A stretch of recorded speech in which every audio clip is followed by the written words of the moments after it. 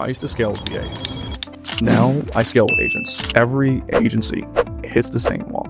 You get more clients, you hire more VAs, more leads, more setters, and it works until it doesn't. There came a point where I was managing more people than I was managing results. That's when I started replacing roles, specifically with AI agents. The cold callers replaced, the follow-up reps replaced, the setters replaced, the receptionist replaced, even the onboarding coordinator / recruiter replaced. Not because I didn't value people, but because I value consistency more. We scale through systems, just like any organization or any business does, not through salaries. AI agents don't really sleep, they don't forget, they don't drop the balls, they don't come in hungover, they don't forget to clock in, they just perform. If you're hiring VAs to plug holes, and you're trying to build your company, you're building a leaky boat, and you don't need more helpers, you just need autonomous infrastructure. Here's what Alfred said about his VAs and where he's at today with his operation. They was falling through the cracks, and I did hire some VAs, but I had a lot of issues with the VAs, so I went through a lot of VAs. So